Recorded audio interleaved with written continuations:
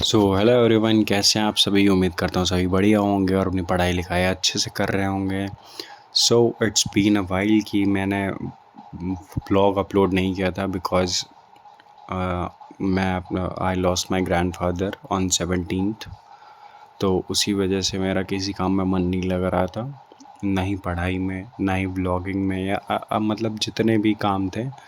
और मतलब थोड़ा से, क्योंकि चाचा ने आग दी थी, सो वो बैठे हुए थे और तो मुझ पे ही सारा काम था, तो मुझे ही सारा काम देखना था, दैट्स वाई। और मैं व्लॉग, अगर मैंने पढ़ाई भी की तो मैं व्लॉग नहीं कर पाया, और किया भी तो मैं एडिट नहीं कर पाया, अपलोड नहीं कर पाया, दैट्स वाई मैं कर नहीं पा रहा था। तो चलिए मैं दिखाता हूँ कैसा गया मेरा डे 29। वैसे तो डे काफ़ी हो चुके हैं, बट व्लॉग है, दैट्स वाई मैं उसी सीरीज़ में लेके चल रहा हूँ।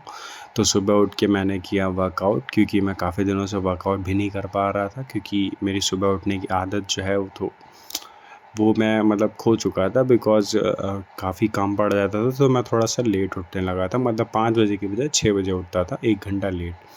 तो फिर मैं स्टार्ट करता हूँ अपना फ़िज़िकल वर्कआउट, जिसमें मैं करता हूँ पहले स्ट्रेचिंग, देन करता हूँ रनिंग, देन मैं करता हूँ yoga for nearly 15 to 20 minutes. और अगर आप भी कर रहे होंगे तो आपको डिफरेंसेस देखने लगे होंगे, अगर मेरे कहने पे आप कर रहे होंगे तो। और मैं करता हूँ हेड स्टैंड। ये भी मैंने काफ़ी दिन प्रैक्टिस किया है, दैट्स वाई मैं स्टेबल हूँ, और नियरली 3 मिनट में स्टेबल रहता हूँ। आप भी प्रैक्टिस करेंगे तो आपको भी आ जाएगा। देन मैं करता हूँ मैथ्स क्लास फ्रॉम 8 to 10:30, क्योंकि मैथ्स क्लास सबको पता है लंबी हो जाती है थोड़ी सी, जिसमें मैं ज्योमेट्री पढ़ रहा हूँ अभी, बिकॉज़ मैंने इन दिनों में 20 दिन हो गया तो मैंने कोई क्लास नहीं की, मतलब मैथ्स की तो स्पेशली नहीं की, बाकी क्लासेस की भी तो वैसे पूरा मन से नहीं की, और मैं नहीं चाहता था मैथ्स में बेमन पढूँ, स्पेशली ज्योमेट्री जैसा इंपॉर्टेंट सब्जेक्ट, जो कि मतलब आप बार बार नहीं पढ़ सकते, क्योंकि बहुत बड़ा चैप्टर है, और इसे आप बार बार पढ़ने जाएंगे तो फिर आपका सिलेबस ही नहीं कंप्लीट होगा। देन मैं करता हूँ ईडियम्स लर्न फ्रॉम 10:30 to 11:30। सभी को पता है ईडियम्स बहुत सारे लर्न करने होते हैं, और हर दूसरे दिन एक नया आइडियम आ जाता है। एसएससी हर बार एक नया नया आइडियम्स इंट्रोड्यूस करती रहती है, तो आप जितने हो सके आप उतने याद कर लीजिए। मतलब एक बार आप मतलब याद नहीं करना रहता, अगर आप सेंटेंसेस में उन्हें यूज़ कर लेंगे, और तो आप थोड़ा स्मार्टली उन्हें याद कर सकते हैं। बाकी अगर आप याद करने जाएंगे तो आप भूल जाएंगे, क्योंकि बहुत सारे ईडियम्स हैं, नियरली आपको 1000 ईडियम्स याद करने रहेंगे। मतलब आपकी मेमोरी में होने चाहिए, ज़रूरी नहीं है आपको रटा हुआ हो, बट ऑप्शंस देख के आपको याद आ जाए, वैसा ऐसा होना चाहिए। देन करता हूँ मैं spotting errors from 3:30 to 4:30। Spotting errors मैं करता हूँ मिरर ऑफ कॉमन एरर्स से, जो कि एक बुक है।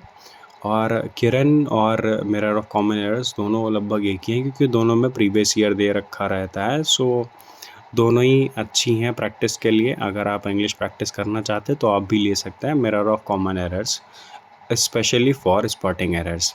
देन मैं करता हूँ स्टैटिक जीके का revision from 4:30 to 5:30, because static GK भी मैंने काफ़ी दिन से नहीं पढ़ी थी, तो मैंने सोचा मैं पहले रिवाइज़ कर लेता हूँ, क्योंकि नए पढ़ने से अच्छा है कि आप पुराना रिवाइज़ कर लीजिए और उस पे पहले काम कर लिए। देन मैं करता हूँ maths practice from 5:30 to 7 PM, because maths में इन दिनों मैं कुछ लगा रहा था। मैंने लगाई भी मैथ्स, क्योंकि मैंने कुछ नया नहीं सीखा था, क्योंकि इतनी लंबी क्लास करने के लिए मेरे पास कॉन्स्टेंटली टाइम नहीं होता था, बीच में कोई ना कोई काम आ जाता था, तो मैंने सोचा अगर मैं ऐसे करूँगा तो फिर मुझे वो आएगा भी नहीं कॉन्सेप्ट, और मैं टाइम भी चला जाएगा मेरा फालतू में। देन मैं करता हूँ इंग्लिश नोट्स का रिवीजन, क्योंकि इंग्लिश के नोट्स भी रिवाइज करने थे मुझे। तो बहुत सारे चैप्टर्स ऐसे रहते हैं जिन्हें आप कंसिस्टेंटली रिवाइज़ करेंगे, क्योंकि मैं नहीं चाहता मैं इंग्लिश जैसे सब्जेक्ट में एक भी नंबर मेरा छूटे। और देन मैं करता हूँ रीजनिंग की class from 9 to 10:30। This was my last activity. इसके बाद मैं अपना रीजनिंग का क्लास, जो कि मैं अनअकैडमी से करता हूँ फ्रॉम सुमित गोयल सर, जिसमें मैंने प्रैक्टिस बैच ही है। वैसे तो ये फाउंडेशन बैच मैंने नहीं पढ़ा है, क्योंकि ये थोड़ा सा रीजनिंग कॉमन सेंस वाला बेस्ड रहता है। अगर आप प्रैक्टिस करेंगे तो आपको धीरे धीरे समझ में आने लगेगा। So thank you everyone for watching my blog और do subscribe if you like the video and please अगर आप नए हैं चैनल पे तो आप शेयर करिए और सब्सक्राइब ज़रूर करिए।